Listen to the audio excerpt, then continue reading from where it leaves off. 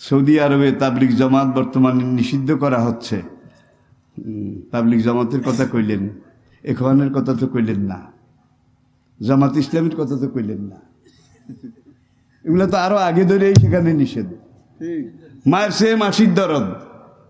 তাবলিগ জামাতের ওটারা দুনিয়ার হয় আসমানের উপরের কথা বলে, না জমিনের নিচের কথা বলে।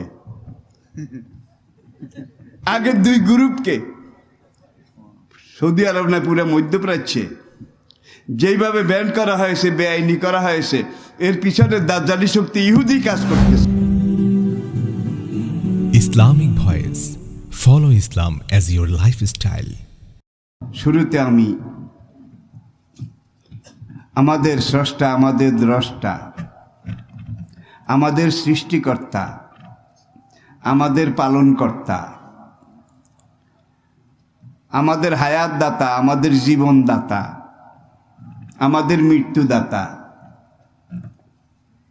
আমাদের রোগদাতা, শোকদাতা, আমাদের জীবনের সব কিছুর যিনি একমাত্র মালিক, সর্বোচ্চ কর্তৃপক্ষ, super power of the world, সেই মহান রব্বুল আলামিন, তার শুকরগুজারি করছি, যিনি মেহেরবানি করে আমাদেরকে আজকে পূর্ব গোয়াখালী সমাজ কল্যাণ ঐক্য পরিষদের সাহসী উদ্যোগ, দল মত নির্বিশেষে আপনাদের সকলের এলাকাবাসীর প্রাণঢালা, অকৃপণ, হৃদয় নিংড়ানো সহযোগিতায় আয়োজিত আজকের এই চতুর্থ দোয়া এবং তাফসিরুল কোরআন মাহফিলের শেষ পর্যায়ে, শেষ অধিবেশনে আমি আপনাদেরকে আহলান সাহালান, খোশ আমদেদ এবং মোবারকবাদ জানাই। তারই সঙ্গে সঙ্গে যে মহান রব্বুল আলামিন এই মোক্ষম সুযোগ, তৌফিক, সৌভাগ্য আমাদেরকে দান করেছেন, যিনি আমাদেরকে কথা বলার জন্যে খালাকাল ইনসান আল্লামাহুল বায়ান, আমাদেরকে কথা বলা শিখিয়েছেন। কথা বলার জন্যে মাইকের সাউন্ড বক্সের মতো মুখের সামনে এক জোড়া ঠোঁট, আর কথা স্পষ্ট পরিষ্কার হওয়ার জন্যে মুখের ভিতরে একটা জিহ্বা। খালাকাল ইনসান আল্লামাহুল বায়ান। শুধু কথা শিখিয়ে তিনি ছেড়ে দেননি, কথা কি হবে, কেমন হবে, কোথায় কিভাবে এগুলো পেশ করতে হবে, সব কিছু পুঙ্খানুপুঙ্খরূপে আল্লাহ পাক আমাদেরকে বলে দিয়েছেন। বলেন ঠিক কিনা? এমন এক জায়গায় আমরা বসে আছি, যেই জায়গাটা প্রাকৃতিক সুষমা মণ্ডিত, বঙ্গোপসাগর বিধৌত, পাহাড়, পাখপাখালি, গাছগাছালি পরিবেষ্টিত, প্রকৃতির এক বিরাট কুদরতের কেরেশমা এবং লীলা খেলা আমাদেরকে ভুলে গেলে চলবে না। বিভিন্ন যুগে কোরআন যে সকল ইতিহাস আমাদের সামনে পেশ করেছে, তার মধ্যে নূহ আলাইহিস সালাতু ওয়াস সালাম, তার জামানায় মহাপ্লাবন, দুনিয়ার যে এলাকায় তখন মানুষ ছিল, পুরো এলাকাটা আল্লাহ প্লাবন বন্যা দিয়ে ডুবিয়ে দিয়েছিলেন। এমনভাবে ডুবিয়েছিলেন, কোনো কোনো জায়গায় পানি 40 হাত পর্যন্ত পানির স্তর, লেয়ার উঁচু হয়েছিল। 22 পারা সূরায়ে সাবা কোরআনের দেখুন, লাকাদ কানা লাকুম ফি সাবাইন ও মাসকানিহিম আয়া। সাবার অধিবাসী, তাদের বাড়িঘর, জায়গা জমি, সম্পদ, প্রাচুর্য, এত বাগ বাগান, ফল ফলাদি, খাদ্য সামগ্রী, তরি তরকারি তাদেরকে আমি আল্লাহ দিয়েছিলাম। তারা তাদের এলাকায় দুটো কাজ করেছিল। এলাকাটা হলো বর্তমান ইয়ামেন এবং ওমান, সৌদি আরবের একেবারে দক্ষিণ পূর্ব কিনারে পাশে সাগরের পাড়ে তারা বসবাস করত। আজ থেকে ৬,০০০ বছর আগে। কত বছর আগে? ৬,০০০ বছর আগে। এই দিকে ছিল পাহাড়, পাহাড়ে ছিল ঝর্ণা, এই দিকে ছিল সাগর, সাগরে ছিল লবণ পানি, নোনা পানি। এখন এক একবার নোনা পানি যখন উঠে আসে, তারা যা কিছু শস্য ক্ষেত খামার এগুলো বপন করে, রোপণ করে, নোনা পানিতে সব একবার আসলেই জ্বলে যায়, নষ্ট হয়ে যায়। তারা একটা প্রাকৃতিক ব্যবস্থা গ্রহণ করেছিল। সাগরের পাড় দিয়ে বেড়িবাঁধ, বেড়িবাঁধ দেখেছেন তো, উঁচু মাটির বাঁধ, এটা দিয়ে তারা এমন একটা ব্যবস্থা প্রথম গ্রহণ করেছিল যাতে সাগরের নোনা পানি ভিতরে মানুষের এলাকায়, জনপদে উঠতে এবং ঢুকতে না পারে। দ্বিতীয় আরেকটা কাজ করেছিল, পাহাড়ে যে সকল পানি বেয়ে বেয়ে নিচের দিকে নামে, পাহাড়ের ঝর্ণা, আপনারা বলেন ছড়া, কি বলেন? ছড়া। এই ঝর্ণা দিয়ে যখন পানির স্রোত নামে, ওরা ওদের প্রত্যেক এলাকাগুলোতে ড্রেন করে, ছোট্ট ছোট্ট খালের মতো নালি করে পুরো এলাকার সব জায়গায় জালের মতো পানি সেচের ব্যবস্থা করেছে। এগুলো পাহাড়ের মিষ্টি পানি। এরপরে তারা সেখানে ফল ফলাদি, তরু তরকারি, বিভিন্ন রকমের চাষাবাদ এটা শুরু করলো। জোয়ারের পানি তো আর এখন আসতে পারে না, সবটা সাগরের মিষ্টি পানি। জান্নাতাইন ইয়ামিনেও শিমাল, কোরআন এইভাবে বলছে, যেদিকে চোখ যায় শুধু ফসল, শুধু ফসল। যেখানে ফল সেখানে ফল, যেখানে তরকারি সেখানে তরকারি, যেখানে সবজি শাক সেখানে শাক সবজি। শুধু আল্লাহর নেয়ামতের পুরো এলাকা ভরপুর হয়ে গেছে। খাবে কত? খাওয়ার জন্য যা দরকার, এবার প্রোডাকশন, উৎপাদন তার চাইতে কয়েক গুণ বেশি। দেখেন, সেই পাকিস্তান আমলে আমি যখন ছাত্র ছিলাম, আইয়ুব খানের আমলের কথা বলছি, আইয়ুব খানের, তখনকার পূর্ব পাকিস্তান, বর্তমান বাংলাদেশ, এখানকার কর্তা ব্যক্তি গভর্নর আব্দুল মোনেম খান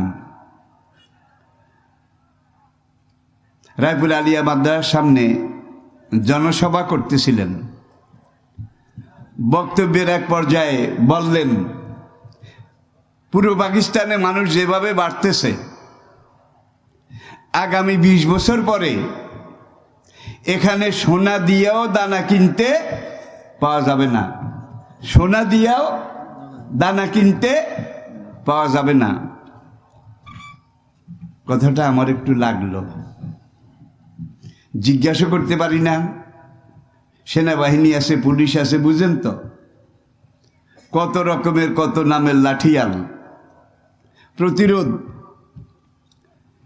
এরপরে যখন গভর্নর মুলায়ম খান, তাকে খানা খাওয়ানো হবে, আমি আমার শিক্ষক কর্তৃপক্ষ তাদের অনুমতি নিয়ে ওই খানা পরিবেশনের যে একটা গ্রুপ ছিল এটার মধ্যে ঢুকে গেলাম, যাতে করে বড় স্যারের একেবারে কাছাকাছি যেতে পারি।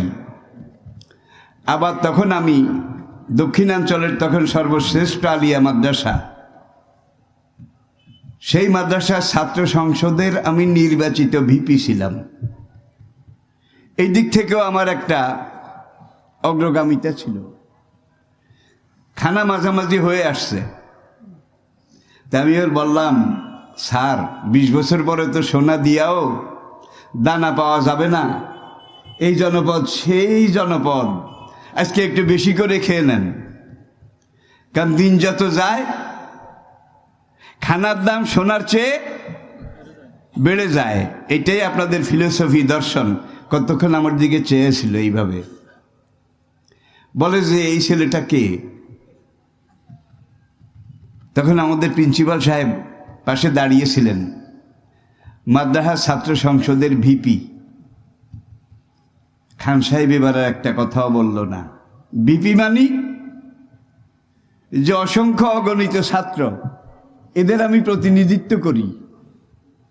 এখানে কোনো রকমের উল্টা সিধা সিদ্ধান্ত কথা এগুলো বাজার পাবে না, পাত্তা পাবে না। আমি বললাম, স্যার যদি কিছু মনে না করেন, আপনি তো রেজেকের ব্যবস্থা 20 বছর পরে পাওয়া যাবে না, মানুষ না খেয়ে মরবে, এইটা এই দেশের মাটির দিকে তাকিয়ে বলেছেন। আপনি কি জানেন এই দেশটা এমন দেশ, এমন উর্বর, এমন প্রোডাকশন পাওয়ারওয়ালা মাটি দুনিয়ার অন্য কোনো দেশে নাই। তখনকার দিনে বছরে যেই কোনো জমিতে মাত্র একটা ফসল হইতো, একটা ফসল, মুরব্বীরা বলতে পারবেন, একটা ফসল হইতো। এবং এক কানি, আমাদের এক কানি মানে 120 ডিসিম, 120 শতক। আপনারা বুঝছেন কি না? অনেক বড়। কিন্তু এই 120 শতক জমিনে যদি 20 মণ ধান পাওয়া যেত, 20 মণ এক বছরে, তখন ক্ষেতের মালিক হুজুরকে দাওয়াত দে, তালবে আলিমদেরকে দাওয়াত দে, 1 ঘন্টাতে 1 মণ আল্লাহ আমাকে নিজের হাতে দিছে, আর কত হবে? 20 মণ হলে জমির মালিক এত খুশি হতো। তাহলে বোঝা যায় এটা হলো সবচাইতে হাইস্ট প্রোডাকশন। এর উপরে আর হতো না কোনোখানে। 120 ডিসিম কাঠায় 5 মণ হতো, 10 মণ হতো, 12 মণ হতো। আজকে 50 বছর পরে সেই জমি, সেই মাটি, সেই আসমান, সেই জলবায়ু, সেই অ্যাটমসফিয়ার, সেই আবহাওয়া, সব কিছু এখন এক কানিতে কয় মণ হয় বলা লাগবে? বছরে শুধু একবার হয় কি? কোনো জায়গায় 2 বার, কোনো জায়গায় 3 বার। একবার কেটিয়ে আবার লাগায়, একবার কেটিয়ে আবার লাগায়। ঠিক না বে ঠিক? জোরে বলেন। 50 বছর পরে, আগে মানুষ কল্পনাও করতে পারেনি বাংলাদেশের এই বিশাল নদী, সাগর, সমুদ্র, এখানে সোনার চাক আল্লাহ রেখে দিয়েছেন। গলদা চিংড়ি, চিংড়ি মাছ। আজকে এই চিংড়ি মাছের দিকে তাকান, দুনিয়ার ইন্টারন্যাশনাল মার্কেট চাহিদা, বাজারগুলোর দিকে তাকান। 50 বছর আগে এই দেশের মানুষ কল্পনাও করতে পারেনি এই দেশের মানুষের রেজেক আল্লাহ সৌদি আরবে রেখেছেন, কাতারে রেখেছেন, কুয়েতে রেখেছেন, দুবাইতে রেখেছেন, লন্ডনে রেখেছেন, আমেরিকায় রেখেছেন। 50 বছর আগে এটা চিন্তাও করতে পারে নাই। ঠিক কিনা বলেন? আমার এলাকায় তখন একজনও প্রবাসী ছিল না। আর এখন আমার এলাকায় প্রত্যেক বাড়িতে বিল্ডিং। তাও কি বিল্ডিং! হুফাতাল ওরাত রেয়াসাত ইয়াতাতালুনা ফিল বুনিয়ান। তাদের বাড়িঘরের দিকে তাকালে মাথা হেট হয়ে যায়। এরপরে 50 বছর আগে মানুষ কল্পনাও করতে পারেনি। আল্লাহ কোরআনে বলেছেন, তোমরা যদি আমার হয়ে যাও, আমি আল্লাহ তোমাদের হয়ে যাব। আর আমি আল্লাহ যদি তোমাদের হয়ে যাই, তোমরা যদি আমি আল্লাহর হয়ে যাও, তোমাদের রিজিকের ব্যবস্থা আমি আল্লাহ এমনভাবে করব, মিন হাইসু লা ইয়াহতাসিব, যেটার কথা তোমরা কল্পনাও করতে পারো না। তখন 50 বছর আগে মানুষ ছিল এখানে 6 কোটি। কত? 6 কোটি। পুরো পাকিস্তানের কথা বলছি, আজকের বাংলাদেশ। এখন সেখানে মানুষ কত কোটি? 18 কোটি। 18 কোটি। 6 কোটির সময় বলেছে সোনা দিয়ে দানা পাওয়া যাবে না, সেই জায়গা এখন 18 কোটি। খায় তো খায়, আরো বিল্ডিংও বানায়, খায় তো খায়, ব্যাংকেও জমা করে, খায় তো খায়, টাকা দিয়ে তারা বিশাল সুপার মার্কেট তৈরি করে। জোরে বলেন ঠিক কিনা? তাহলে বোঝা গেল রিজিকের এমন এমন খাত আছে, যেসব খাত আল্লাহ যদি মঞ্জুর করেন, এত রিজিক আল্লাহ দেন এবং দিতে পারেন। ইন্নাল্লাহা হুয়ার রাজ্জাকু যুল কুওয়াতিল মাতিন ওয়া তারযুকু মান তাশাউ বিগাইরি হিসাব ওয়া মা মিন দাব্বাতিন ফিল আরদি ইল্লা আলাল্লাহি রিজকুহা। তাহলে রিজিকের মালিক কে? রিজিক দেয় কে? খাজা বাবা, ল্যাংটা মামু। এই দেশে মামু মামু মামু কয় না, মামু। কাউকে মামু খাওয়ায়, কাউকে ল্যাংটা ফকিরে খাওয়ায়, কাউকে খাজা বাবায় খাওয়ায়। এমন মানুষ আছে না নাই? জোরে বলেন, জোরে বলেন, জোরে বলেন। আচ্ছা, খাজা বাবা তোমারে খাওয়ায়, খাজা বাবারে কে খাওয়ায়? কি তোমারে খাজা বাবা যদি তৈরি করতো, সৃষ্টি করতো, তাইলে এই কথাটা বললে একটু কিছুটা মানা যেত। এখন তুমি যে লকিরকা ফকির, খাজা বাবাও তোমার চেয়ে ফকির দি গ্রেট। বরং তুমি চাষবাস করো, ঠিক কিনা বলেন? তুমি প্রোডাকশন করো, তুমি উৎপাদন করো। খাজা বাবা বসে বসে, খাজা বাবা কলা খাবা, গাছ লাগাইয়া খাও। খাজা বাবা তো গাছও লাগায় না, কোনো ফসলও ফলায় না। যারা বাপ ডাকে, এই তাদের এই সন্তানরাই সব কিছু সেজন্য ব্যবস্থা করে, যেটাকে পরগাছা বললেও বোধহয় অত্যুক্তি হবে না। আমাদের নবী, মাফ করবেন, নবীর চেয়ে বড় পীর কে ছিল বলা লাগবে? নবীজির চেয়ে বড় বুজুর্গ, নবীজির চেয়ে বড় ওলি, নবীজির চেয়ে বড় আমলধারী কে ছিল? অনন্ত বিশ্ব চরাচরের সবচেয়ে বড় আল্লাহ। আল্লাহর উপরে আর কিছু নাই। হুয়াল আব্বালু আল আখিরু ওয়াল জাহিরু ওয়াল বাতিন ওয়া হুয়া আলা কুল্লি শাইইন কাদির। আল্লাহ হলেন স্রষ্টা, আর আমরা হলাম সৃষ্টি। আল্লাহ খালেক, আর আমরা মাখলুক। আমরা মানে আল্লাহ কর্তৃক সৃজিত, created by the almighty Allah. তিনি সৃষ্টিকর্তা, তিনি আমাদেরকে সৃষ্টি করেছেন। খালাকাল ইনসান আল্লামাহুল বায়ান। কি দিয়ে সৃষ্টি করেছেন? ইন্না খালাকনাল ইনসানা মিন নুতফাতিন আমসাজ নাবতালিহে ফাজালনাহু সামিয়াম বাসীরা। আমি মানব জাতি, মানুষ, ইনসান, তাদেরকে সৃষ্টি করেছি মিন নুতফাতিন আমসাজ। প্রত্যেকটা মানুষকে এক ফোঁটা বীর্যের কণা, এক ফোঁটা বীর্যের কণা, এটা দিয়ে সৃষ্টি করেছি। স্বামী স্ত্রী যখন একবার যৌন মিলন করে, যৌন মিলন মিলিত হয়, আগে তো মানুষ জানতো না। এখন আধুনিক বিজ্ঞান, গবেষণা, ধ্যান ধারণা, চিন্তা চেতনা, রিসার্চ, গভীর পর্যবেক্ষণ যত গভীর হচ্ছে, কোরআনের প্রত্যেকটা আয়াতের ব্যাখ্যা তত পরিষ্কার হচ্ছে। আগে কিন্তু এইভাবে মানুষ এত পরিষ্কারভাবে বুঝতো না। একবার মিলনে একজন পুরুষের যেই পরিমাণ বীর্য বের হয়, আমি কি বুঝাতে পেরেছি? বুঝতেছেন তো? পুরুষের একবারের বীর্যের সাথে আজকের বিজ্ঞানীরা পরীক্ষা নিরীক্ষা করে তারা স্বীকার করেছে, একবারের মিলনে পুরুষের যেই বীর্য, শুক্র, এটা বের হয়, এটার সাথে 84 লক্ষ পুরুষ কীট, ক্ষুদ্র ক্ষুদ্র পুরুষ জাতের কীট বের হয়, যেগুলো অনুবীক্ষণ যন্ত্র ছাড়া দেখা যায় না। নারীরও তো বের হয় নাকি? নাকি একজনের? দুজনের। সেই একবারের মিলনে একজন নারী, স্ত্রীলিঙ্গ, ইয়াখরুজু মিন বাইনিস সুলবে আত-তারাইব, পুরুষের শিরদাঁড়া আর নারীর বক্ষদেশ, এখান থেকে চরম মুহূর্তে এই পানিটা বের হয়।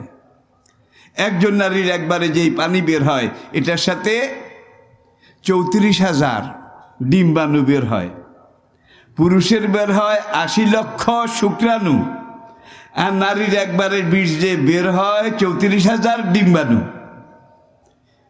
বের হয়ে যখন এই দুইটা গাম পানি একত্রিত হয়, তখন ওই পুরুষ রেণুটা, শুক্রাণুটা, পুরুষ কীটটা কাকড়ার মতো এইভাবে হাঁটে, সামনের দিকে যায় আর খোঁজ করে তার বিপরীত লিঙ্গ, স্ত্রীর ডিম্বাণু কোনখানে পাওয়া যায়।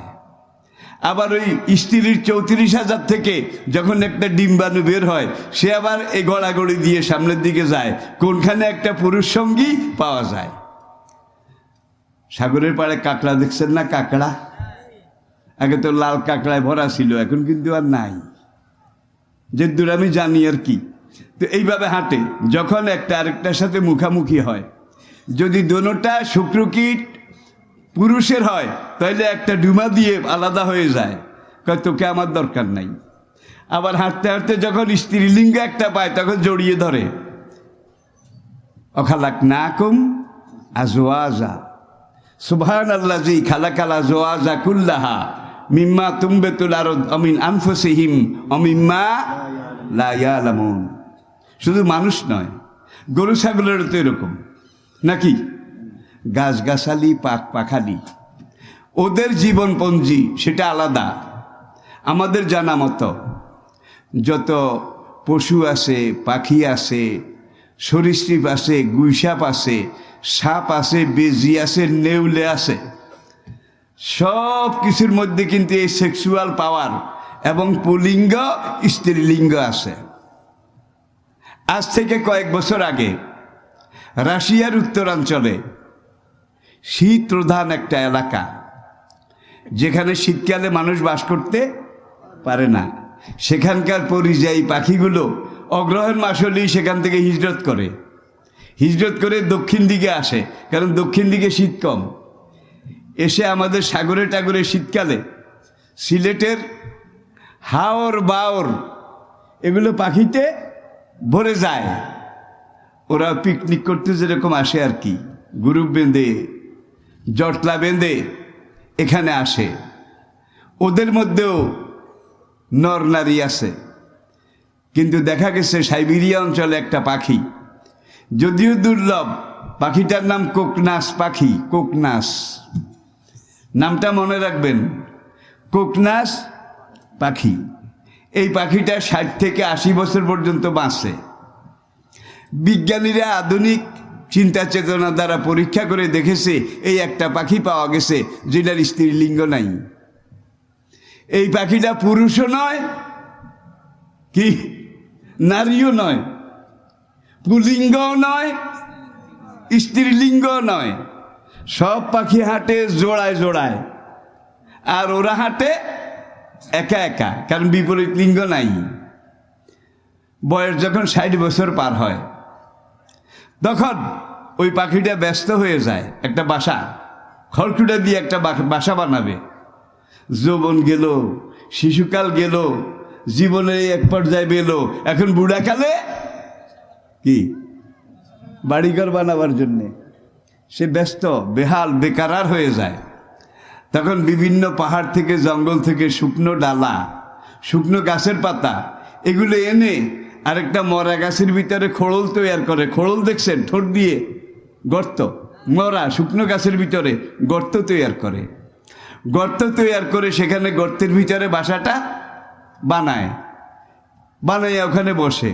ডিম তো নাই, বীজও নাই, সেক্সও নাই, কিচ্ছু নাই।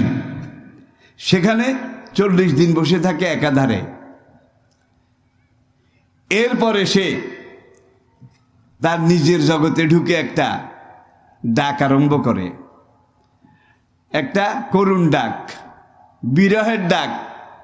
চিৎকার করে করে তখন সাইবেরিয়ার এলাকার লোকেরা জানে যে কোকনাস পাখি এলাকায় কয়টা আসে, ওই দিকে একটা ডাকে, এই দিকে একটা ডাকে, ওই দিকে একটা ডাকে, একটারও কিন্তু জোড়া নাই। এটা আধুনিক বিজ্ঞানের কথা বলছি, কোরআনকে বুঝার জন্যে। এক সময় তার এই যে গানের সুর, এই সুরের ভিতর দিয়ে অগ্নিরাগিনী এটা সৃষ্টি হয়, তখন তার গানের সুরের সাথে তার নিঃশ্বাসের সাথে আগুনের ফুলকি বের হয়, জ্বলন্ত আগুনের ফুলকি বের হয়। যখন গানের জোর করে টান দেয় তখন আগুনের ফুলকি নাক মুখ দিয়ে বের হয়ে তার শুকনা বাসাটার মধ্যে পড়ে বাসার মধ্যে আগুন লেগে যায়। আগুন লেগে ওই পাখিটা শুদ্ধ বাসাটা পুড়ে যায়। পুড়ে ওই বাসা এবং পাখি ওখানে ছাই গর্তের ভিতরে, খোড়লের ভিতরে পড়ে থাকে। বৈশাখ মাসের পরে যখন বৃষ্টি শুরু হয়, যখন ওই খোড়লের ভিতরে বৃষ্টির পানি ঢুকে, তখন ওই পাখি যেখানে পুড়ে ছাই হয়েছে, বাসা যেখানে পুড়ে ছাই হয়ে গেছে, সেখানে বৃষ্টির পানিটা গেলে সেখান থেকে আরেকটা নতুন কোকনাস পাখির বাচ্চা সৃষ্টি হয়। আল্লাহু আকবার, আল্লাহু আকবার। আজকের বিজ্ঞান পরীক্ষা করে এবং সাইবেরিয়া অঞ্চল এটা পর্যবেক্ষণ করে এটাকে মেনে নিয়েছে। আমি কিন্তু কাউমে সাবার কথা বলতেছিলাম, ভুলে গেছেন নাকি? বর্তমান দক্ষিণ পূর্ব আরবের ইয়ামেন এবং ওমান দুইটা দেশের মাঝখানে যে এলাকাটার আয়তন প্রায় 600 কিলোমিটার, 600 কিলোমিটার, ছোটো মোটো না। এই পুরো এলাকার মধ্যে তারা যখন ফল ফসল, তরি তরকারি, বিভিন্ন রকমের উৎপাদন, প্রোডাকশন এত বেশি আল্লাহ দিয়েছে, এখন ওরা শুধু খায়, এরপরে অনেক খাদ্য পচে যায়, নষ্ট হয়ে যায়। আল্লাহ সেখানে একজন নবী পাঠাইলেন, পড়েন আলহামদুলিল্লাহ। আল্লাহর দূত, খোদাই মেসেঞ্জার নবী সেখানে গিয়ে কাউমে সাবার নেতা, সর্দার তাদেরকে ডেকে বলল যে আল্লাহর জমিনে এই প্রোডাকশন, পাহাড়ের পানিটাও পাহাড় থেকে আল্লাহর কুদরতে পাথরের ভিতর থেকে বের হয়েছে, নাকি? পাথরের ভিতর থেকে বের হয়েছে। জমিন আল্লাহর, পাহাড় আল্লাহর, পাথর আল্লাহর।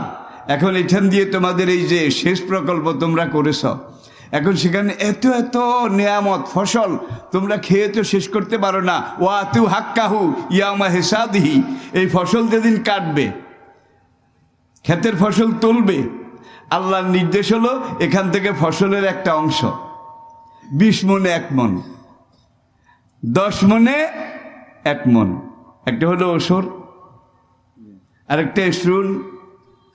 এইভাবে নবী একটা নির্ধারণ করে বললেন এই পরিমাণ ফসল তোমাদের বাইরে যারা, ব্রাজিল প্রতি বছর যেই পরিমাণ গম, ভুট্টা সাগরে ফেলে দেয়, তাদের খাওয়ার জন্য কি পরিমাণ লাগবে, এই পরিমাণ তার সাথে কিছু প্লাস যোগ করে রেখে সব ফসল হয় সাগরে ফেলে দেয়, না আগুন দিয়ে জ্বালাইয়া দেয়।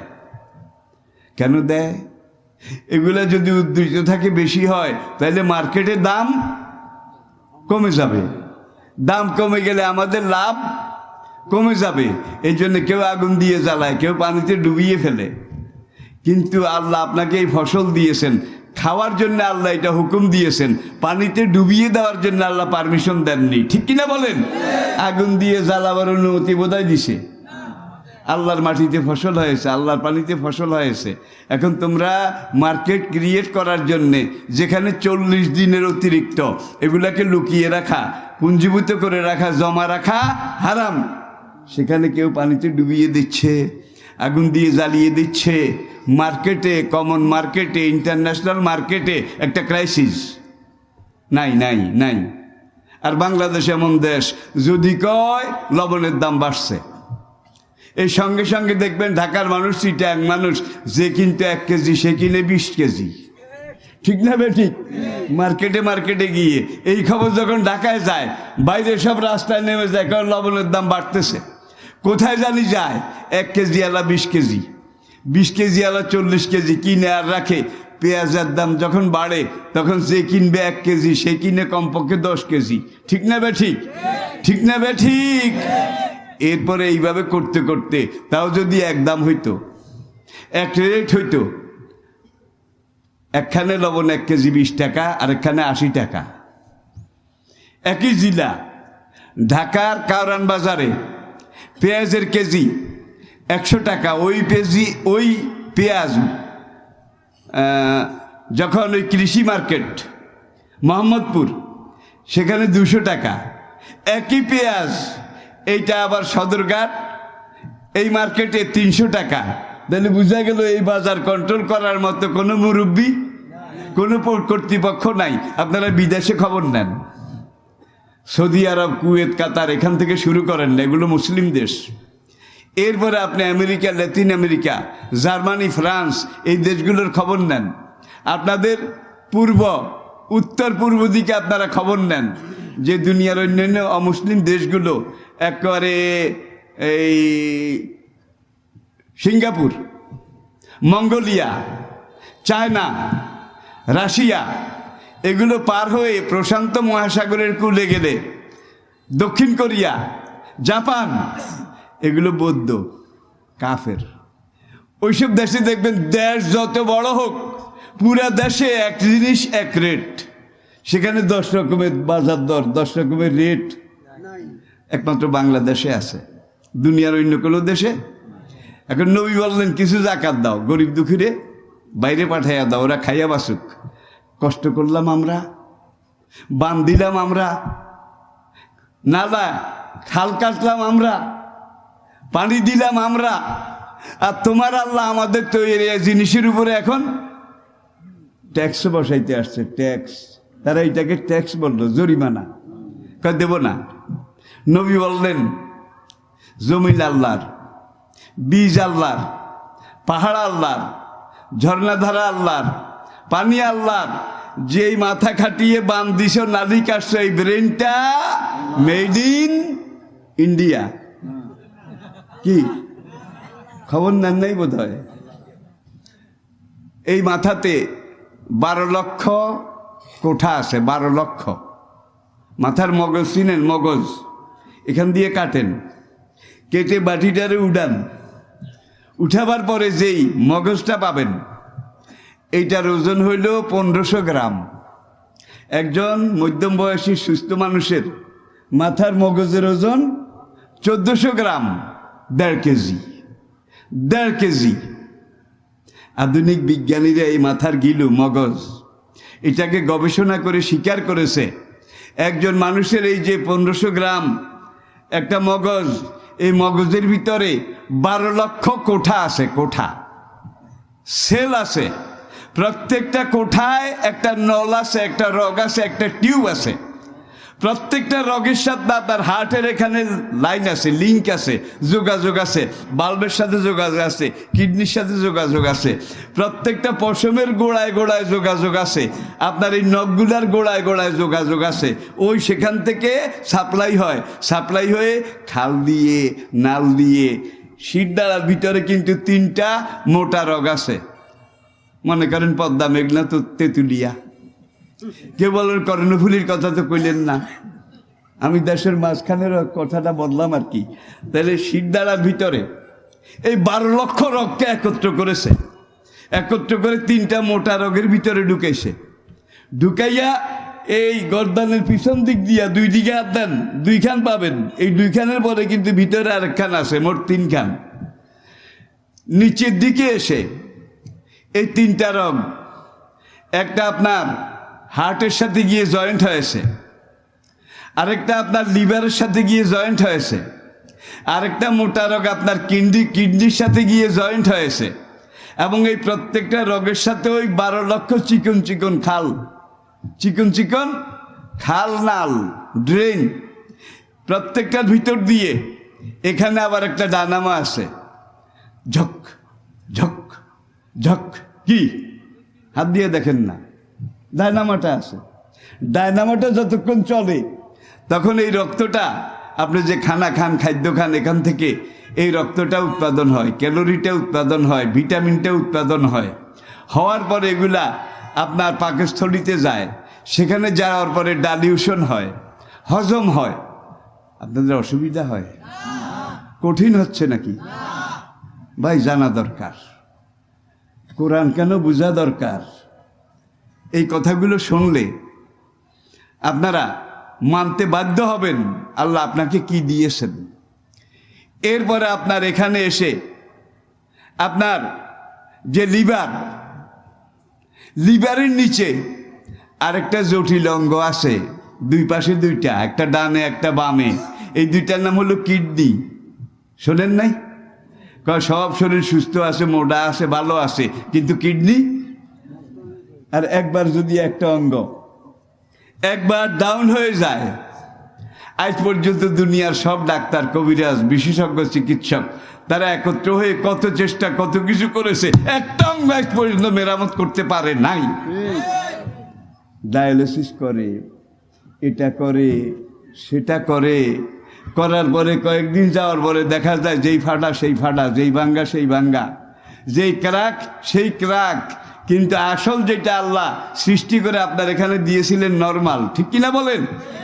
আর সেই নর্মাল অঙ্গগুলো এখন এখানে যখন ঝাকঝাক করে, এই ডায়নামা চালু 24 ঘন্টা কিন্তু চালু, ডায়নামা যেদিন অফ হয়ে যাবে সেদিন আপনার জীবন শেষ হয়ে যাবে।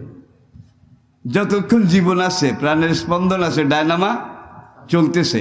আর এই ডায়নামার প্রত্যেকটা ঝক ঝক ঝক এখান থেকে আপনার ওই খাদ্য প্রাণের, এখান থেকে আপনার লিভার থেকে, আপনার কিডনি থেকে রক্তগুলা পরিশোধিত হয়, পরিশোধিত হয়ে বারবার ছাঁকা হয়, কোনো কণা কুনা কিছু আছে কি না। কিডনির মুখে একটা ছাঁকনি আছে, চালুন, চালুন ছিলেন, চালুন, ওই যে গুঁড়ি টুড়ি আপনারা কি বলেন, চালুন, উপরে একটা চালুন আছে। এই চালুনটার কাজ হলো আপনি খানা টানা খেয়ে লিভারের এখান দিয়ে একটা পাইপ আছে কিডনির দিকে, এই কিডনির এই নল দিয়ে, টিউব দিয়ে আপনার এই যে খাদ্যের রসগুলা, ভিটামিনগুলা, রক্তগুলা, এগুলো নিচের দিকে যাবে, একটা দোনো পা পর্যন্ত। হাঁটুর পেছন দিয়ে দুইটা রগ আছে বড় বড় মোটা, এখান দিয়ে পায়ের গোড়ালি মুড়ালির এখানে গিয়ে দেখবেন দুইটা রগ জয়েন্ট হয়েছে। হওয়ার পরে এইটা আবার আপনার পায়ের হাড়ের ভিতর দিয়ে প্রত্যেকটা আঙ্গুলের ভিতরে গিয়ে আঙ্গুলের নখের সাথে জয়েন্ট হয়েছে। যদি নখের সাথে এই রগগুলা জয়েন্ট না হইতো, নখগুলা মরে যেত। প্রত্যেকটা পশমের সাথে একটা রগ আছে, একটা টিউব আছে, ওই ওখানের 12 লক্ষ টিউবের এক একটা। আর দেখেন, এটা হলো আপনার ক্ষেত, এখানে প্রোডাকশন হয়। প্রোডাকশন হওয়ার পরে আপনার এই রক্ত, ভিটামিন, ক্যালোরি এগুলো ছাঁকনি হয়ে তারপর রক্তগুলো শিরার ভিতর দিয়ে যায়, ভিটামিনগুলো তার ক্যালোরির জায়গা মতো ঠিক মতো যায়। পানি যেটা রক্ত ভিটামিন সেকে টেকে আলাদা করে। আর প্রথম ছাঁকনিটা ওর দায়িত্ব হলো ব্লাড কন্ট্রোল ইউনিট। যেই পানিটা তরল জিনিসটা নিচের দিকে পাঠাচ্ছেন আপনি, এটা নিচের দিকে কিডনির ভিতর দিয়ে যায়। কিডনির মুখে একটা চালনি আছে, এই চালনিটার কাজ হলো কোনো রক্ত যেন ভিতরের দিকে যাইতে না পারে, রক্তগুলাকে এখানে ধরে আবার ফেরত পাঠায়, লিভারের দিকে ফেরত পাঠায়। এরপরে মাঝখানে আরেকটা চালনি আছে, এটার নাম হচ্ছে সুগার কন্ট্রোল ইউনিট। সুগার, কঠিন লাগে নাকি? তাহলে আমি ছেড়ে দিই। সুগার কন্ট্রোল ইউনিট, এই 2 নম্বর চালনিটা কিডনির মাঝখানে। এটার দায়িত্ব হলো আপনার যেই রক্তগুলো, যে জিনিসগুলো নিচের দিকে যাবে, ক্যালোরি, ভিটামিন, এগুলোর সাথে কিন্তু পেশাবও আছে, পেশাবও আছে কিন্তু নিচের দিকে যায়। নিচের দিকে গিয়ে পেশাবগুলা গোল ব্লাডার, যেটাকে বাংলায় বলে মূত্রথলি, সেখানে গিয়ে পেশাবগুলা জমা হয়। আর রক্তগুলাকে সেকে টেকে এখান থেকে আবার এখানে পাঠায়। এখানে একটা ফুসফুস আছে, ফুসফুসের মধ্যে আরেকটা ছাঁকনি আছে, সেখান দিয়ে এগুলো এখানে যায়। এখান থেকে যখন এইটা চলতে থাকে মেশিনটা, তখন আপনার প্রত্যেকটা পশমের গোড়ায় এই রক্তগুলো গিয়ে পশমগুলোকে জীবিত রাখে। এখন এখানে যে পশমগুলো এখানে, এগুলো কিন্তু যদি না কাটেন, না ছাটেন, 60 বছরে 6.5 হাত লম্বা হয় এখানের ফসলগুলা। ফসল চিনছেন কি? এখানের গুলা যদি না কাটেন না ছাটেন তাহলে না কামান, তাহলে 60 বছরে 6 হাত থেকে 6.5 হাত লম্বা হয়। কিন্তু এখানে যেই পশমগুলো আছে এখানে এখানে চোখের উপরে, এগুলো 60 বছরে কয়া তুইছে কয়া লাগবে বলেন? ভিতরে কিন্তু জমি একটা, ক্ষেত একটা, ক্ষেতের ফিটনেস, সার, জীবনী শক্তি সব কিন্তু এক। কিন্তু এখানের ফসলগুলো 60 বছরে 6.5 হাত, এখানেগুলো 6.5 হাত। এগুলা মোটে আধা কর। একই রক্ত, একই সার, একই জিনিস, নাকি 2 রকম আছে? এখন এগুলার মতো এখানে বোধহয় নাই পশম। কি তাহলে যুক্তি বলে এগুলা যখন 6.5 হাত হয়, সারা গায়ের গুলা 6.5 হাত হইলে ভালো হইতো, একেবারে ভালো হইতো। আপনি মানুষ হইতেন না ছাগল হইতেন আগে কর কি? তাইলে যদি সারা গায়ের পশম এক সমানে বাড়তো তাহলে আপনি এটাকে কন্ট্রোল করতে। আবার দেখেন এখানে কোনো পশমই নাই, কি এখানে নাই, তাহলে এখানের কাজটা চলে কেমনে? ওই যে পশমের গোড়ায় গোড়ায় একটু আগে বলেছি পাইপ আছে, টিউব আছে, রক্তের ভিতর দিয়ে ক্যালোরি, ভিটামিন এগুলো এসে পশমগুলাকে জীবিত রাখে। রক্তের স্রোত নালী যদি বন্ধ হয়ে যায় পশমটা মরে পড়ে যায়, ঝরে যায়। চুল উঠার যতগুলো কারণ আছে, চুল পড়ে যাওয়ার সবচেয়ে বড় শানে নজুল, আজকে বিজ্ঞানীরা পরীক্ষা করে এটা স্বীকার করেছে। আসেন, এখন আপনার হার্ট, বাল্ব, লিভার, কিডনি, পিত্ত, ব্লাডার, আর এখানে 12.5 লক্ষ কোঠা, রুম। প্রত্যেকটা রুমে গিয়ে রক্ত জমা হয়। জমা রক্তের সাথে এক একটা নার্ভ আছে, নার্ভ। প্রত্যেকটা নার্ভ সারা শরীরের সাথে জয়েন্ট আছে, ঠিক কিনা বলেন? তাহলে আমার দেহ তরি সন্ধান করি, মারেফত আলারা গায়, বোধহয় শুনেন নাই কোনোদিন? ঢোল বাজায়, একতারা বাজায়, আবার গায় আমার দেহ তরি সন্ধান করি, বানাইয়াছে কোন মেস্তরি। কোন মেস্তরি বানাইছে টের পাও নাই? হ্যাঁ, যেই মেস্তরি আলা করলে সাইয়িন কাদির। আমাদের এটা মারেফত, আসলে মারেফত নয়, মারে পথ। দুনিয়ার পথ মারে, আখেরাতের পথ মারে, ঠিক কিনা বলেন? এখানে মেসমেরিজম, সুপার ন্যাচারাল বলতে কিছু নাই। নবীজির দিকে তাকান, Superman of the world, Superman. নবীজির চেয়ে বড় পীর কে আসিল? কয়া লাগবে? নবীজির চেয়ে বড় অলি কে আসিল? জোরে কন। তাহলে এখন আপনার এই যে শরীর, আপনার দেহ, আপনার সব কিছু, আদম থেকে আজ পর্যন্ত, আজ থেকে কিয়ামত পর্যন্ত 2 জন মানুষের চেহারা আল্লাহ একরকম বানান নাই। কত বড় কারিগর রে বাবা, কত বড় শিল্পী, কত বড় মিস্ত্রি, কত কোটি কোটি কোটি কোটি অনন্ত কোটি অযুত কোটি মানুষ। যেই মাঝি নৌকা বানায়, তার নৌকা একটা দিয়ে আরেকটা বদলানো যায়, ঠিক কিনা বলেন? যেই মাঝি পালকি বানায়, একটা দিয়ে একটা বদলানো যায়। যেই মাঝি টেবিল বানায়, একটা দিয়ে একটা বদলানো যায়। আদম থেকে আজ পর্যন্ত একটা মানুষ দিয়ে আর একটা মানুষ বদলানো গেছে বোধ হয়? ফিয়াইয়ে সুরতি মা শাহ রাক্কাবাক। সুরত, ফেজ, অ্যাপিয়ারেন্স, আপনার মুখের গঠন, এটাকে আল্লাহ এক একজনের এক এক রকম দিয়েছেন। আদম থেকে কিয়ামত, ইসরাফিলের সিঙ্গার হুঙ্কার পর্যন্ত 2 জন মানুষের চেহারা আল্লাহ একরকম বানান নাই। আপনার এলাকার 2 জন মানুষের চেহারা যদি আল্লাহ একরকম বানাইতো, বউ বেচারির কি অবস্থা হইতো? কয়া লাগবে কি? বউ তো এখানে কেমন একটা জটিল পরিস্থিতিতে পড়ে যেত, ঠিক কিনা বলেন? এখানে আরো কথা আছে। কুল্লাম রিম বেমা কাসাবা রাহিনা। কোরআনে পাকের এই আয়াতটার দিকে তাকান। আল্লাহ আমল নামা হাতে দেবেন, দিয়ে বলবেন একরা কেতাবাক, নে বান্দা, এটা তোর 60 বছরের আমল নামা, তুই একটু পড়ে দেখ। কাফা বেনাফসিকা লিয়াউমা আলাইকা হাসিবা। এটা পড়ে টড়ে তোর বিচার তুই কর। এই যে তোর এখানে 2টা পেজ আছে, এখানে হইলো রেড মার্ক আর এখানে হইলো ব্লু মার্ক। এখানে হইলো নেকামল আর এখানে হইলো বদামল। আর এখানে তোর একটা ফটো আছে, ইন্টারন্যাশনাল পাসপোর্টের মতো আমি আল্লাহ লাগাই দিছি, নে এটা তোর আমল নামা, একটা ইন্টারন্যাশনাল পাসপোর্ট নে, এইবার তুই পড়ে দেখ। বান্দা আমল নামা পড়বে, পড়ে টড়ে দেখবে লাল দাগ বেশি। লাল দাগ বুঝেন কি? এখন কিং কর্তব্য বিমূঢ় হয়ে বলবে সুবহান আল্লাহ মা হাজাল কিতাব, সুবহান আল্লাহ এটা কি আমল নামা? মা মিন সগীরাতিন ওয়ালা কাবীরাতিন ইল্লা আহসাহা। কোন দিন রাস্তা দিয়ে হাঁটার সময় কোন দিকে কয়বার তাকিয়েছি, কোন নিয়তে তাকিয়েছি, কি দেখেছি, মনে কি ছিল, এবং এই হাঁটার সময় কয়বার শ্বাস প্রশ্বাস নিঃশ্বাস ফেলেছি, এবং এই হাঁটার সময় কয়বার চোখের পলক উঠানামা করেছে, হাঁটার সময় কয়বার ঢোক গিলেছি, ঢোক গিলা বুঝেন, কয়বার ঢোক গিলেছি, এগুলা পর্যন্ত লেখা আছে। আল্লাহু আকবার।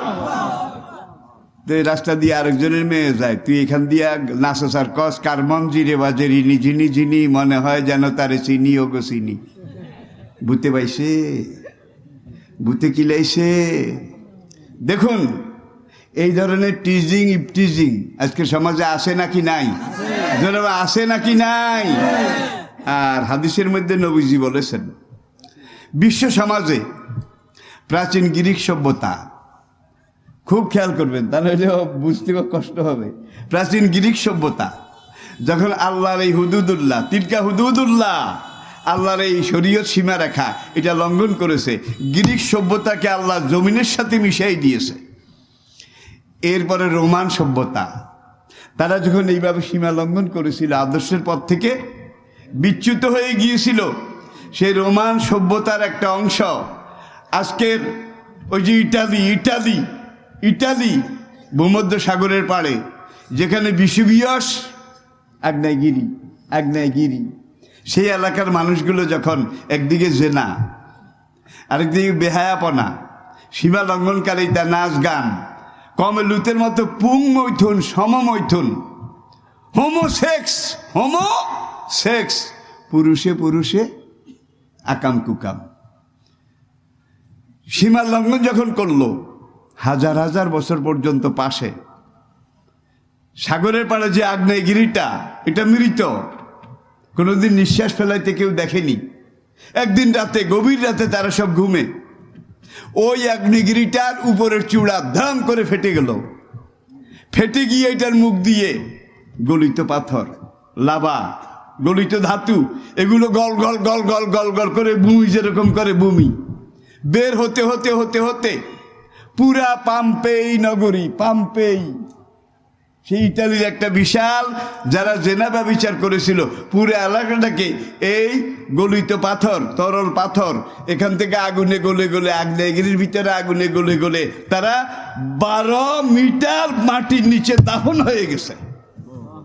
আজকে বিজ্ঞানীরা সেখানে গিয়ে খুঁড়ে খুঁড়ে বের করতেছে কে কোন আকাম কুকাম করা অবস্থায় আছে, ঠিক এই অবস্থায়।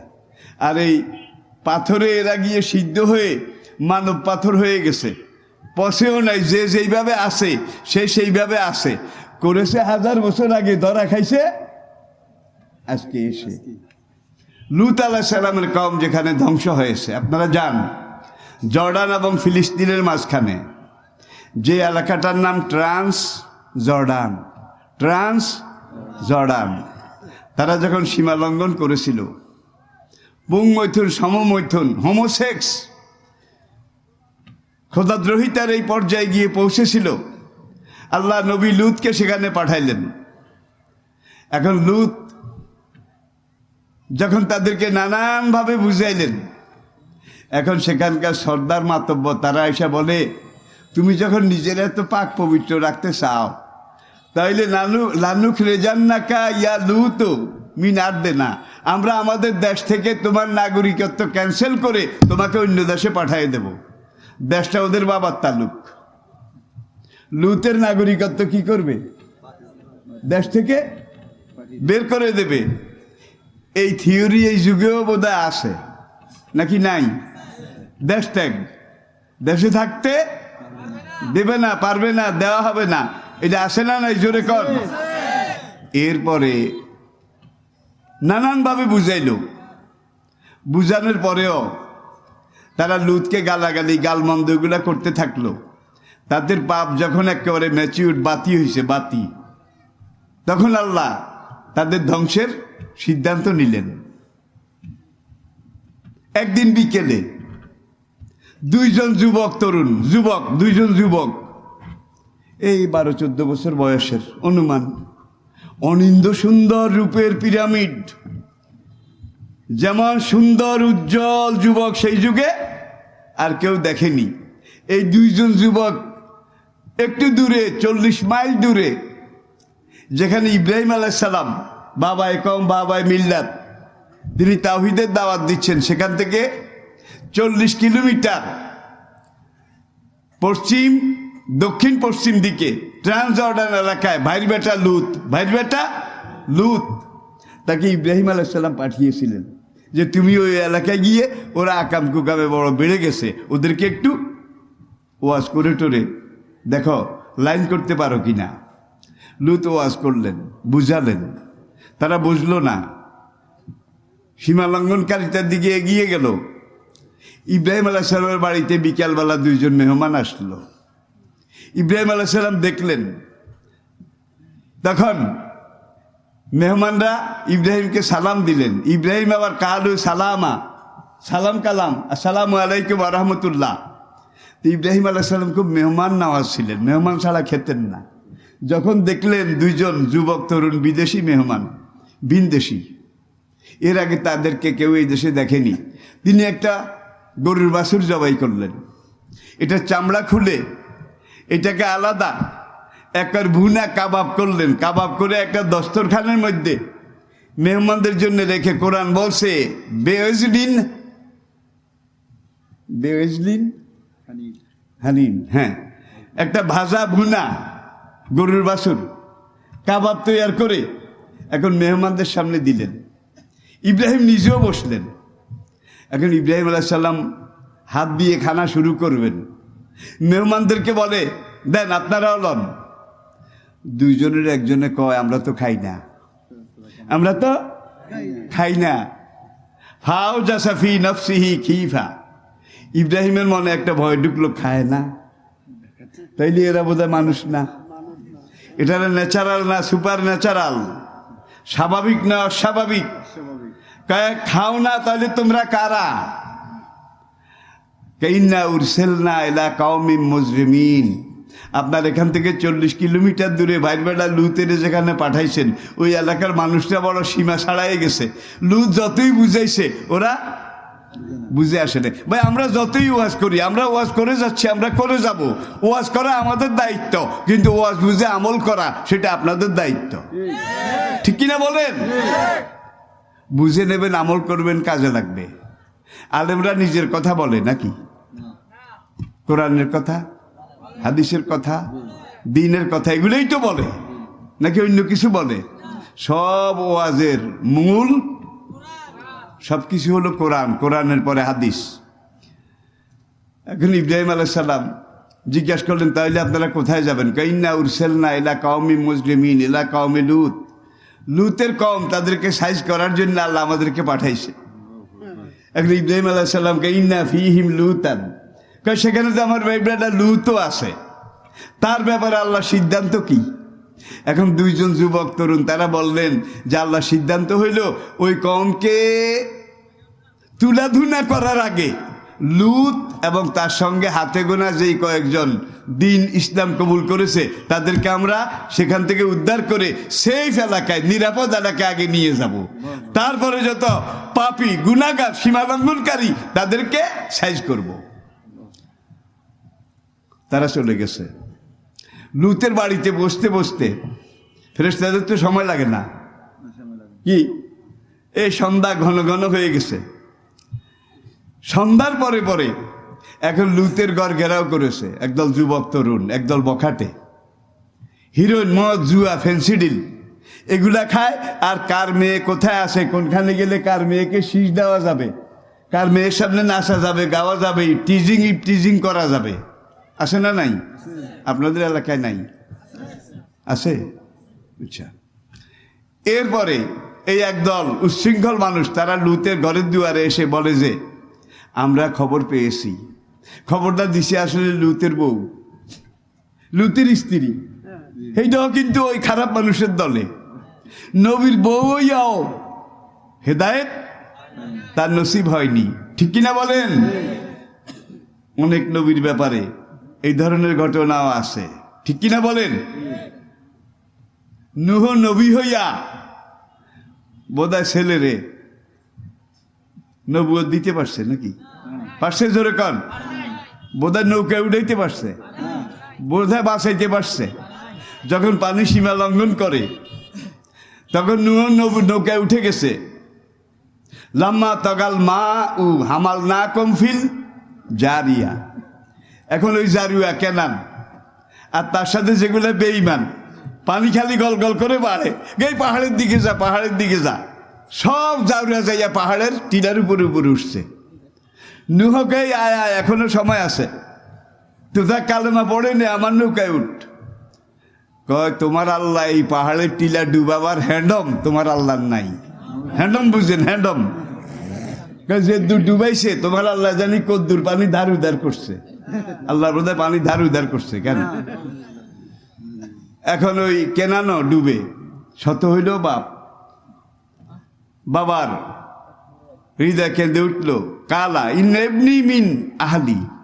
আর তো দিন গ্রহণ করলো না। যত বললাম সীমালঙ্ঘনকারীদের সাথে গেল, একটু নৌকা উঠাবার পারমিশন দাও, ডুবে তো মরে যাবে হারামজাদা, নৌকা উঠাবার পারমিশন দাও। তাইলে পিটাইয়া পুটাইয়া আস্তে আস্তে লাইন করব আল্লাহকে, ইন্নাহু লাইসা মিন আহলিক, ইন্নাহু, যে ছেলে তোমার দিন গ্রহণ করে নাই সে তোমার আহাল নয়। ইব্রাহিম আলাইহিস সালাম নবী হয়ে বোধহয় তার বাবারে বাসাইতে পেরেছে। জোরে কর, জোরে কর, জোরে কর। তাহলে আমল থাকার না থাক, দেখবেন অনেক শাস্ত্রের মধ্যে পীরের ছেলে পীর, কোরআন জানুক বা না জানুক, এলেম থাকুক বা না থাকুক, হুজুরের ছেলে আছে 4টা। হুজুর বুড়া হইয়া মেরে গেছে, এখন বড় ছেলে বড় হুজুর, তারপরেরটা মেজু হুজুর, তারপরেরটা সেজু হুজুর, তারপরেরটা ছোট হুজুর। এরকম আসে না নাই? জোরে কন। দিনের পথ এটাকে পুরোপুরি গ্রহণ না করে নবীর ছেলে নবী হওয়া দূরের কথা, মোমেন হইতে পারে নাই, ধ্বংস হয়ে গেছে। কিন্তু এই যুগে পীরের ছেলে পীর হয়, রাজার ছেলে রাজা হয়, প্রধানমন্ত্রীর ছেলে প্রধানমন্ত্রী হয়, নাকি হয় না? জোরে কন, হয় নাকি হয় না? এগুলো ইসলামে নাই, ইসলাম এগুলো সমর্থন করে না। এখন ইব্রাহিম আলাইহিস সালাম জিজ্ঞেস করলেন যে লুতের বউ, সে তো ঈমান আনে নাই, তার ব্যাপারে কি সিদ্ধান্ত? কারণ লুতেরও বাঁচাবো, তার সাথে যেই কজন ঈমান এনেছে তাদেরকেও বাঁচাবো, ইল্লা ইমরাতাহু। তবে আল্লাহ কইয়া দিছে লুতের বউরে বাঁচানো যাবে না, ছাড়ানো যাবে না। এখন লুত তার ইমানদারদেরকে নিয়ে বের হবে, ঘর থেকে বের হবে, বেঈমানরা এসে লুতের দুয়ারে লাথি মারে, লাথি মারে, দুয়ার ভাঙবে। লুত মেহমানদেরকে দুয়ার আটকে ভিতরে রাখছে, রেখে বলে, আলাইসা মিনকুম ফিকুম রাজুলুন রাশিদ, তোমাদের মধ্যে কি ভালো বিবেকবান একজন লোক নাই? বিদেশি মেহমান আমার বাড়িতে এসেছে, আর তোমরা বিদেশি মেহমানের সামনে আমাকে এইভাবে বেইজ্জতি করো। বেঈমানরা বলল, ইন্নাকা তা'লামু বিমা নুরিদ, আমরা কি জন্য এসেছি এটা তুমি জানো। যুবক দুইটারে আমাদের হাতে দিয়ে দাও, মামলা খতম, আর কিছু বলবো না, দাও আমাদের খোরাকি, আমাদের আদার নিয়ে আমরা চলে যাই। লুত আর সহ্য করতে পারলেন না, ওরা দুয়ার ভাঙে, ঘরে ঢুকবে। লুত কেঁদে উঠে বললেন, রাব্বিন সুরনি বিমা কাযাবুন। আল্লাহু আকবার, নবীদের শেষ কথা। রব্বুল আলামিন, এই সময় তুমি যদি অ্যাকশনে না আসো, অ্যাকশনে না আসো, তাহলে আমি আর নিজকে রক্ষা করতে পারবো না। লুত যখন এইভাবে কাঁদে, ওই দুইজন ফেরেশতা মানুষের রূপ পরিবর্তন করে ফেরেশতার আসল রূপ এটা বের করে বলে, ইয়া লুত লা তাখাফ ইন্নী জিবরাইলুন ওয়া হাযা মিকাইল। আল্লাহু আকবার। লুত, তুমি আর কেঁদো না, তুমি ভয় করো না, আমি জিবরাইল আর আমার সঙ্গী ইনি মিকাইল। আল্লাহ আমাদেরকে পাঠিয়েছেন। এই বেঈমানদেরকে আল্লাহ অনেক সময় দিয়েছেন, তারা যখন লাইনে আসলো না, সাইজ হলো না, দিন গ্রহণ করলো না। এখন লুত কয়েকজন ইমানদার তাদেরকে ছাড়া লুতের বউ সহ সবাইকে ধ্বংস করব। ইতিহাস আপনারা জানেন যে জর্ডান নদী, জর্ডান এবং ফিলিস্তিনের মাঝে, সেই জর্ডান নদী তার পাশে যেই পাহাড়ি এলাকা, বিরাট সমতল ভূমি, যেখানে লুত আলাইহিস সালামের কওম, এই বেঈমান কওম বসবাস করত। জিবরাইল এইভাবে আঙ্গুল ঢুকাইল, আঙ্গুল, পাহাড়ি জমি সব পাথর, জিবরাইল দেখেন এইভাবে আঙ্গুল ঢুকাইয়া দিছে, একবারে একাত ঢুকাইয়া দিছে। মিকাইল এখান দিয়ে ঢুকাইছে, তাদের দেশের দুই মাথা ঢুকাইয়া এবার দুইজনকে টান দাও, দেখছেন, টান দিয়ে এটারে পাশের জমিন থেকে আলাদা করেছে, আলাদা করে উপরে উঠাইয়া মেঘের উপরে নিয়ে গেছে। এই মানুষ শুদ্ধা, ঘরবাড়ি দালান কোঠা শুদ্ধা, সব কিছু সহ পালাবারও সুযোগ দেয় নাই। মেঘের উপরে নিয়ে ওই জমিনটার উপরের দিক নিচের দিকে, নিচের দিক উপর করা, মেঘের উপর থেকে ধলাম করে নিচের দিকে এমন জোরে আছাড় দিয়েছে, এটা 200 মিটার গভীর সাগর হয়ে গেছে। আপনারা জানেন যে ডেড সি, মৃত সাগর, মৃত সাগর 2 বছর আগে সেখানে তোলা তোলা গ্রাম গ্রাম, 2 গ্রাম, 10 গ্রাম, 20 গ্রাম, মানে ছোট বড় পাথর জমিনটা উপর হয়ে এমনভাবে নিচের দিকে পড়েছে, 200 মিটার গভীর সাগর হয়ে গেছে। এরপরে কালো মেঘ এসে পাথর বৃষ্টি শুরু করেছে। পাথর পড়তে পড়তে পড়তে পড়তে যখন পুরো এলাকাটা পাহাড়ের মতো হয়ে গেল, হয়ে যাওয়ার পরে আল্লাহর কুদরতে আবার আরেকটা আওয়াজ হলো, পাথর সহ ওদের এলাকাটা আবার ডুবিয়ে গেল, হারিয়ে গেল। 2 বছর আগে সেখানে একদল আমেরিকান মৃত্তিকা পাথর বিজ্ঞানী, তারা একটা পাথর খুঁজে বের করেছে 52 টন প্লাস, 52 টন, মন না, 52 টন প্লাস। অর্থ কি? 52 টনের চাইতে বেশি একটা, এরকম হাজার হাজার পাথর। তাহলে বুঝা গেল পাপী বেঈমান তাদেরকে আসমান থেকে এইভাবে পাথর মেরে, সেই পাথর আজকেও আছে। আর লুত আলাইহিস সালামের বউ যখন লুত আলাইহিস সালাম তার ইমানদারদেরকে নিয়ে জর্ডানের দিকে হিজরত করতেছেন, এই বেশ্যা বেড়ি বাইরেছে, বেশ্যা বাইরে একা, আমিও যামু। লুত বললেন নো পারমিশন, নো পারমিশন। এমন সময় অ্যাকশন শুরু হয়ে গেল। অ্যাকশন শুরু হওয়ার সঙ্গে সঙ্গে 19 ফিট লম্বা নুহের স্ত্রী, লুতের স্ত্রী, সে সেখানে একটা চিৎকার দিয়ে একটা লবণের পাথর হয়ে গেল। পাথরটা এখনো সেখানে দাঁড়িয়ে আছে মৃত সাগরের পাড়ে। লুতের বিবি প্রত্যেক বছর সেখানে লবণ জমে, লবণ তার বডির উপরে। আবার একদল লোক আছে যারা দেখে, প্রত্নতত্ত্ব রক্ষা করে, তারা লবণগুলাকে নামায়, বডিটাকে বের করার চেষ্টা করে, আবার লবণ, আবার লবণ। আর মৃত সাগর পানিটা এমন লোনা, এমন লবণ, সেখানে 1000 কেজি ওজনের পাথর ছেড়ে দিলেও পাথর ডুবে না, বেশি থাকে লবণের কারণে। কোনো মানুষ সেখানে নামলে ডুবে না, কোনো মাটি সেখানে মারলে ডুবে না, ভাসে। সাধারণ বঙ্গোপসাগরের যেই পানি, এখান থেকে মৃত সাগরের পানির লবণাক্ততা 100 গুণ বেশি। তাহলে যুগে যুগে, আমি পাম্পেই নগরীর কথা বললাম, কওমে লুতের কথা বললাম, কামিন কারিয়াতিন আহলাকনা অহিয়া খাবিয়াতুন আলা উরুশেহা। আমরাও তো সাগর পাড়ে আসি নাকি?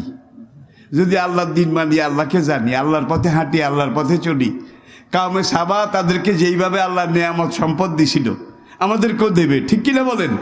আর যদি আমরা আল্লাহর নেয়ামত খাই, আল্লাহর দিনকে ছেড়ে দেই, নবীকে ছেড়ে দেই, কোরআনকে ছেড়ে দেই, তাহলে কওমে সাবা যেইভাবে ধ্বংস হয়েছে, পাম্পেই নগরীর লোকেরা যেভাবে ধ্বংস হয়েছে, কওমে নূহ, কওমে লুত, কওমে আদ, কওমে সামুদ, কওমে মাদাইন, তারা যেইভাবে ধ্বংস হয়েছে সেইভাবে ধ্বংস অনিবার্য। এখন হয় হেদায়েতের পথে আসতে হবে, নয় ধ্বংস হওয়া লাগবে। আর একটা কথা বলে ছেড়ে দিচ্ছি। নবীজি ইন্তেকাল করবেন শেষ সময়, একেবারে ডেড বেডে আছেন। এমন সময় নবীজি হাত তুললেন, উপরের দিকে তাকাইলেন, তাকাইয়া তিনটা কথা বললেন, লা তাকুনু ফি হাযিল উম্মতি খাসাফুন ও মাসাফুন ও জালজালাতুন।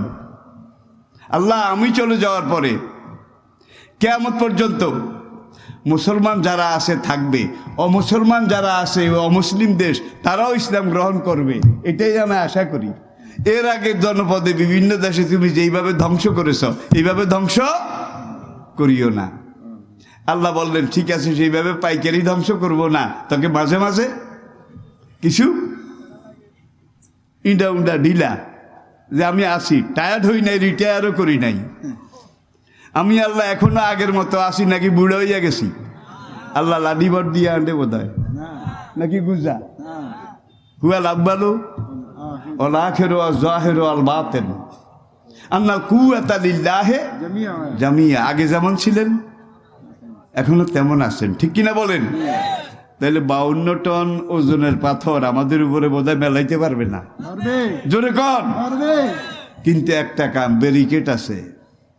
নবীজি বলেছেন, রব্বুল আলামিন, আমি তো চলে যাচ্ছি তোমার কাছে, মানলে উম্মতি বাদি, আমি জমিনের নিচে চলে গেলে কিয়ামত পর্যন্ত আমার উম্মত তাদেরকে দেখাশোনা কে করবে? জিবরাইল এসে বললেন, ইন্নাল্লাহা ইয়াকফুলু উম্মাতাকা ইলা ইয়াউমি ইউবাসুন। কিয়ামত পর্যন্ত আপনার উম্মতের দেখাশোনার দায়িত্ব আল্লাহ নিজের হাতে নিয়েছেন। কিন্তু আমরা যে অপকর্ম, যেই নেশা আমরা করি, আমাদের যুবক ভাইয়েরা যেভাবে নেশা করে আজকে, আল্লাহু আকবার। যদি নবীর এই ব্যারিকেড না থাকতো অনেক আগে কিন্তু আমরা নেশাকার হয়ে যেতাম। নবীর উসিলায় আমরা টিকে আসি নাকি বাবার উসিলায়, পীরের উসিলায়? এইসব বাপটা বার কইয়েন না, এগুলো এখন আর বাত নাই, মার্কেটও নাই, ঠিক না বেঠিক? বাতও নাই, মার্কেটও নাই, ঠিক কিনা বলেন? তবে আমি সবগুলাকে কিন্তু বাদ দিচ্ছি না। এখনো কিছু তরিকা আছে, কিছু পীর বুজুর্গ আছেন যারা সত্যিকার ইসলামের প্রতিনিধিত্ব করে, তাদের ডিমান্ড আছে, চাহিদা আছে। আর যেই জিনিসের বাজারে ডিমান্ড বেশি, চাহিদা বেশি, কাস্টমার বেশি, গ্রাহক বেশি, সেই জিনিসটা তাড়াতাড়ি নকল বাইর হয় কি বাজার পাওয়ার জন্য। আজকে পীর বুড়ি দিয়ে এটা নকল বাইরেছে। সুতরাং আপনারা যাওয়ার আগে, খাওয়ার আগে একটু দেখা টেখা বুঝা শুন না, কোরআনের আয়না দিয়ে আগে একটু দেখবেন, দেখার পরে আপনারা সেখান থেকে সবক নেবেন, দিন শিখবেন। আল্লাহ যেন আমাদেরকে এইটা, সৌদি আরবে তাবলিগ জামাত বর্তমানে নিষিদ্ধ করা হচ্ছে। তাবলিগ জামাতের কথা কইলেন, ইখওয়ানের কথা তো কইলেন না, জামাত ইসলামের কথা তো কইলেন না। এগুলো তো আরো আগে ধরেই সেখানে নিষেধ। মায়ের সে মাসির দরদ। তাবলিগ জামাতের ওটারা দুনিয়ার হয় আসমানের উপরের কথা বলে, না জমিনের নিচের কথা বলে। আগের দুই গ্রুপকে সৌদি আরব না পুরো মধ্যপ্রাচ্যে যেইভাবে ব্যান করা হয়েছে, বেআইনি করা হয়েছে, এর পিছনে দাজ্জালি শক্তি ইহুদি কাজ করতেছে। আজকে বাংলাদেশে 1000 বছর ধরে আমরা একত্র ছিলাম। উত্তর বাংলায় যান, কেউ এখানে হাত বেঁধে নামাজ পড়তো, এখানে, ঠিক কিনা? কেউ পাও স্বাভাবিক রাখতো, কেউ সেগাইয়া খাড়াইতো। সেগাইয়া খাড়ান বুঝেন? সেগায়। আবার কেউ আমি জোরে বলে, কেউ আসতে বলে, এরকম আগেও ছিল, এখনো আছে। কিন্তু আগে এগুলা নিয়ে কোনো কথাবার্তা, তর্ক বিতর্ক ছিল না। আল্লামা সাইদি সাহেব, আমি বাংলাদেশ হওয়ার পরে যমুনার ওই পাড়ে উত্তরবঙ্গে আমরা একত্রে মাহফিল করেছি। চট্টগ্রাম কক্সবাজারও তো আমরা দুই ভাই জোড়ের কবুতরের মতো একত্রে আসতাম, আপনারা সব জানেন, অনেকে দেখেছেন। সেখানে আমরা মাহফিল করতাম। আমরা দুইজন হানাফি মযহাবের ছিলাম, আর সেখানে আব্দুল্লাহ ইবনে ফজল রহমতুল্লাহ আলাই, উত্তরবঙ্গে আহলে হাদিসের সবচেয়ে বড় মুহাদ্দিস, মুহাক্কিক মাওলানা আব্দুর রহমান বর্ধমানী, উত্তরবঙ্গের আরেকজন সবচেয়ে বড় ইসলামের শাইখুল হাদিস বিশেষজ্ঞ, একই মাহফিলে আমরা ওয়াজ করতাম। তারা আহলে হাদিস, আমরা হানাফি, কিন্তু জনগণ ওয়াজ শুনতো। হানাফিরা হানাফিদের কাজ করতো, আহলে হাদিস আহলে হাদিসের কাজ করতো। মাঠে কোনো কথা আসিল না, ঠিক কি না? আর আপনাদের chain of command, attention please, দায়ী আল্লাহ যারা আছেন, আপনাদের চেইন অফ কমান্ডের বয়স আজকে 80 বছর। 80 বছর। এই 80 বছরে কত দল ভাগ হইছে, কত গ্রুপ হইছে। কেউ 23 দল পর্যন্ত হয়েছে, 23 গ্রুপ। সত্যিকার দায়ী আল্লাহর গ্রুপটা এক গ্রুপ হয় না, একবারে এক লাইনে আছে। ইহুদিরা দেখলো সবগুলারে ফাটাইছি, ভাঙছি, এইটারে তো এখনো ভাঙতে পারলাম না। আর ইহুদি জাতি হলো বর্তমান পৃথিবীর মধ্যে বান্দরের জাতি। বান্দরামি করে এরা বান্দর হয়েছিল, ঠিক কিনা বলেন? বলেন। জাপানে, দক্ষিণ জাপানের ওসাকা শহর, ওসাকা প্রশান্ত মহাসাগরের পাড়ে, জাপানের সবচেয়ে বড় আন্তর্জাতিক বাণিজ্য কেন্দ্র, টয়োটা মোটর কারখানা। সেখানে গেছিলাম দেখতে। ভাই কি কইমু আর টইমু, প্রতি সেকেন্ডে 3 কান গাড়ি বাইর হয়, সেকেন্ডে 3 কান, একবারে তৈয়ার হইয়া বাইর হয়। সারা দুনিয়াতে গাড়ি সাপ্লাই করে। জাপানের কিন্তু 1 তোলা লোহাও নাই, 1 তোলা লোহাও নাই। তারা লোহা আনে ভারতের টাটা কোম্পানি থেকে, আমেরিকা থেকে। তাদের তেল নাই, গ্যাস নাই। গ্যাস আনে কিছু আমেরিকা, ব্রাজিল, মধ্যপ্রাচ্য, সৌদি আরব, কাতার, কুয়েত, এখান থেকে গ্যাস আনে, লোহা আনে ভারত এবং আমেরিকা থেকে। তাইলে তাদের তেল এগুলো বাইরের, লোহা এগুলো বাইরের। পুরা দুনিয়ার বর্তমান বিশ্বের সবচেয়ে বড় তথ্য প্রযুক্তি তারা এইভাবে দখল করে আছে। জাপান যারা দেখছেন গেছেন তারা বুঝবেন উন্নয়ন কারে কয়। আমরা কিন্তু প্যারিস হয়ে গেছি, ফ্রান্স হয়ে গেছি। আজকে এখান দিয়ে আইতে কত গুতা খাইছি। আর ওই দিন আমি লক্ষ্মীপুর থেকে এই পর্যন্ত আসতে আসতে আমার ড্রাইভার আছে কাছে, সফর সঙ্গীও আছে। প্যারিসের আমরা অনেক দূরে ঠেলে দিয়েছি, অনেক উপরে উঠে গেছি। এরকম কথা মার্কেটে আসে না নাই? আসে না নাই? আছে তো। সেই ওসাকা শহরে আমি একটা হলে 40 minute Islam the complete code of life এইটার উপরে বক্তব্য রাখলাম। ওইসব দেশে বক্তব্যের পরে আবার 15 মিনিট প্রশ্নোত্তর হয়। একজন বৌদ্ধ পণ্ডিত সাংবাদিক আমাকে একটা প্রশ্ন করলো, অনারেবল মাওলানা আমার একটা প্রশ্ন। এর আগে এই একই প্রশ্ন আমি বাংলাদেশ থেকে বা বিভিন্ন দেশ থেকে জাপানে যত ইসলামিক বিশেষজ্ঞ পণ্ডিত স্কলার, আমি সবার কাছে প্রশ্নটা করেছি, তারাও জবাব দিয়েছেন। কিন্তু আমি এখন পর্যন্ত পরিতৃপ্ত হতে পারিনি, খুশি হতে পারিনি। আপনার ওয়াজটা শোনার পরে আমার মনটা বলল আপনি হয়তো এমন একটা জবাব দিবেন যেই জবাবটা শুনে আমি খুশি হতে পারবো। আমি বললাম থ্যাংক ইউ ভেরি মাচ। প্রশ্নটা ছিল, অনারেবল মাওলানা, বর্তমান পৃথিবীতে ইহুদির সংখ্যা, ইহুদি জাতির সংখ্যা 2 লাখের কিছু বেশি বা কম, 2 লাখের কিছু বেশি বা কম। তার মধ্যে ইসরায়েলে আছে 1 লাখ ইহুদি, 1 লাখ। আমেরিকা আছে 10,000, রয়েছে 90,000। এই 90,000 পুরো দুনিয়াতে, আপনাদের দেশেও আছে। সে আনা না 6.5 আনা। ইঁদুর ঘরে থাকে, দেখাও যায় না, ধরাও যায় না, মারাও যায় না। ক্লেভার দি গ্রেট। আর আল্লাহ নবীর সাথে বান্দামি করে বান্দর হয়েছিল যে মানব গোষ্ঠী, তারাই ইহুদি জাতি। ফাকুলনা লাহুম কুনু কিরাদাতান খাসিন। কয় দুনিয়ার পুরো অর্থনীতিটা এই 2 লক্ষ ইহুদির হাতে। মুসলমানের সংখ্যা কিন্তু 800 কোটি প্লাস, 200 কোটি প্লাস মুসলমানের সংখ্যা, 200 কোটি প্লাস, 200 কোটির উপরে। খ্রিস্টানের সংখ্যা 350 কোটি, 350 মুসলমান, 200, 550। এরপরে বাকি যেটা থাকে এটা হিন্দু, জৈন, খ্রিস্টান, শিখ, মারাঠা, অন্যান্য জাতিগোত্র মোট 800 কোটি। তো এই যে মাত্র অল্প কিছু ইহুদি, পুরা দুনিয়ার অর্থনীতি তাদের হাতে, পুরো দুনিয়ার তথ্য প্রযুক্তি তাদের হাতে, পুরা দুনিয়ার যুদ্ধ পলিসি তাদের হাতে, পুরা দুনিয়ার সব সমরাষ্ট্র যুদ্ধরাষ্ট্র তাদের হাতে, পুরা দুনিয়াটার নিয়ন্ত্রণ তাদের হাতে। আমাদের পাশের দেশটাকে চালায় ইহুদির গোয়েন্দা বাহিনী মোসাদ, আর সেই দেশের চালায় আমাদেরকে। সুতরাং আমাদেরকেও ইহুদিরা চালায়, দেখা যায় না। একটা সিরিয়াস কথা বলে ফেলেছি, কিন্তু দেখা যায় না। তো এই শেয়ানা না, 6.5 ইহুদি জাতি শেয়ানা না। আমি বললাম, মাই ডিয়ার জেন্টেলম্যান, আপনি কি জানেন না নাপিতের 16 চুঙ্গা বুদ্ধি? নাপিতের 16 চুঙ্গা বুদ্ধি। ইহুদি জাতটা এমন জাত, বর্তমান জমিনের উপরে আসমানের নিচে একটা মাত্র জাতি এখনো টিকে আছে। অন্যান্য জাতির কোনো লোক নাই, পরবর্তী বংশধর নাই, সব বিলীন হয়ে গেছে।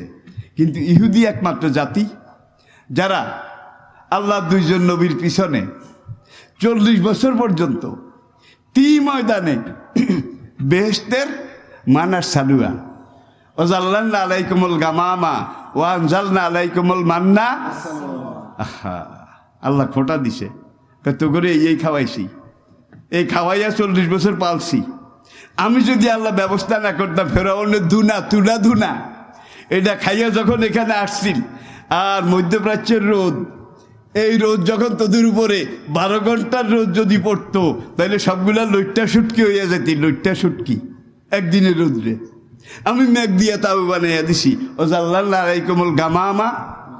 দেখছেন, তখন তো আর রেড ক্রস আসিল না, অন্য কোনো সাহায্য সংস্থা আসিল না।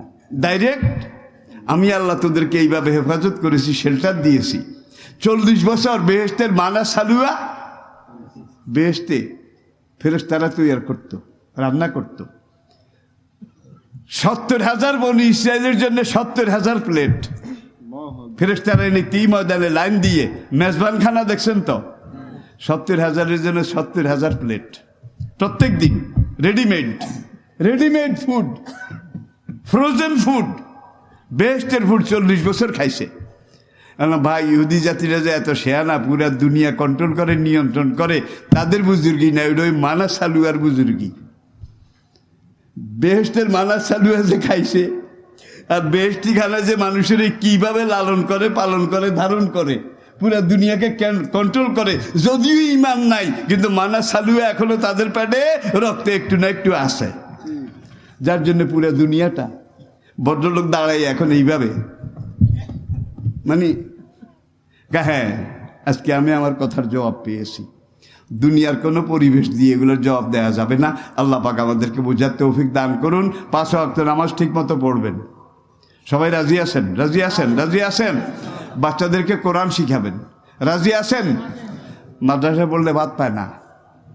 গত কয়েক বছর পর্যন্ত মাদ্রাসা ছাত্ররা ভালো করে, মাদ্রাসায়ও ভালো করে, ভার্সিটি সেখানেও ভালো করে। এই যে গত এই সেশন, যেই ভর্তি যেটা হইল আর কি, ঢাকা বিশ্ববিদ্যালয়ের সবগুলা সেকশন মিলিয়ে সর্বোচ্চ বেশি নম্বর পেয়ে যেই ছেলেটা প্রথম হয়েছে মাদ্রাসার ছেলে। এরপরে আবার প্রত্যেকটা সেকশনে যে ছেলেগুলা একবারে বেশি নম্বর পেয়ে ভর্তি হয়েছে, ওরা সব মাদ্রাসার ছেলে। এখন এই মোষওয়ালা মুরগি চিনেন? মোষওয়ালা মুরগি চিনেন? নাম কইতাম না।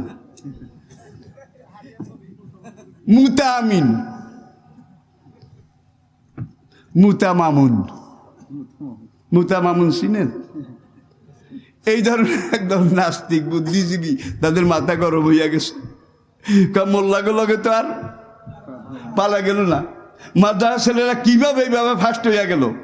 ভাই, তোমরা যেটা পড়ছ, এই যে কেউ রাষ্ট্রবিজ্ঞান পড়েছে, রাষ্ট্রবিজ্ঞানের জনক অমুক, তারপরে তারপরে ইকোনমিক পড়েছ, এইটা পড়েছ, ফ্রয়েড এই থিওরি এই, আর মাদ্রাসা ছেলেরা কোরআন পড়েছে।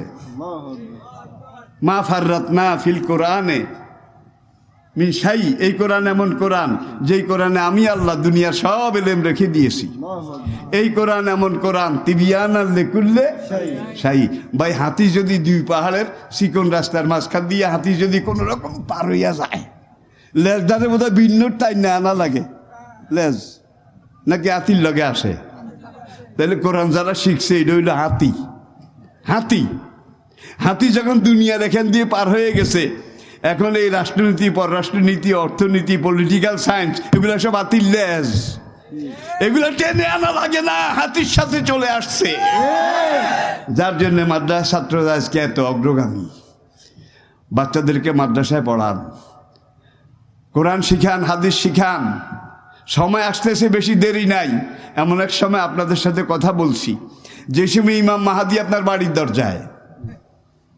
তবে কোন বছর আসবে এটা আমার বলার উপায় নেই, নবী বলেন নাই, সময় নির্ধারিত নাই, কিন্তু 70টা লক্ষণ হাদিসে নবীজি বলেছেন ইমাম মাহাদি আসার আগে এইটা হবে। এই 70টার মধ্যে 65টা হয়ে গেছে, বাকি আছে কয়টা? ইমাম মাহাদি আসার অব্যবহিত পরে ঈসা আলাইহিস সালাম আসবে, বাতিলের সাথে চূড়ান্ত যুদ্ধ হবে। এই যুদ্ধটাকে দুই পক্ষ, সারা দুনিয়ার মুসলমান এক পক্ষে, কাফের বেঈমান নাস্তিক এক পক্ষে। এই যুদ্ধের পরে পুরো দুনিয়াতে খেলাফত আলা মিনহাজের নবুয়ত, কোরআনের রাজত্ব কায়েম হবে। 40 বছর কোরআনের রাজত্ব কায়েম থাকবে। এত নেয়ামত প্রাচুর্য আল্লাহ দেবেন, সেই সময়টা সামনে আছে। এখন আমি চলে গেলে আল খেলাফত বাদি সালাসুনা আমান, আমি নবী চলে গেলে দুনিয়ার বুকে পূর্ণাঙ্গ ইসলামী খেলাফত 30 বছর কায়েম থাকবে। কয় বছর ছিল কি না? খোলাফায়ে রাশিদিন কত বছর? পূর্ণাঙ্গ খেলাফত, ইসলামী খেলাফত। সুম্মা তাকুনু মুলকান গাদ্দান, তারপরে খেলাফত চলে যাবে। খেলাফতের জায়গা দখল করবে রাজতন্ত্র। রাজতন্ত্র মুলকান গাছান করে নাই বোধ হয়, করে নাই বোধ হয়। নবী বলেন রাজতন্ত্র চিরদিন থাকবে না। সুম্মা তাকুনু মুলকান জাবাবেরা, রাজতন্ত্র চলে যাবে, রাজতন্ত্রের জায়গা দখল করবে স্বৈরতন্ত্র। বর্তমান দুনিয়াতে গণতন্ত্রের নামে যেই দেশ, সেইটাও স্বৈরতন্ত্র। রাজতন্ত্রের নামে যেটা, সেইটাও স্বৈরতন্ত্র। সেকুলারের নামে যেটা, সেইটাও স্বৈরতন্ত্র। কুল্লুহুমু সেওয়া সেওয়া। দূরে যাওয়া লাগবে না। আমাদের দেশে যারা ক্ষমতায় আসে, বাইরে যারা আছে, তারা ক্ষমতায় যারা আছে তাদেরকে বলে স্বৈরাচার। আবার যখন এরা বাইরে আসে, ওরা ক্ষমতায় যায়, তখন ওরা আবার বলে এরা স্বৈরাচার। তাহলে এরাও স্বৈরাচার, ওরাও স্বৈরাচার। কুল্লুহুমু সেওয়া সেওয়া। আর আমরা মাঝখানে আমের আচার, আমরা মাঝখানে আমের আচার। আমার ইমানের কসম, আমার হায়াতের কসম, নবীর পরে 30 বছর খেলাফত গেছে, ঠিক কিনা? খেলাফতের পরে রাজতন্ত্র, এটা কয়েকশো বছর গেছে। এখন বর্তমান দুনিয়াতে রাজতন্ত্রের নামে যেই দেশগুলো আছে, এগুলো রাজতন্ত্র না, স্বৈরতন্ত্র।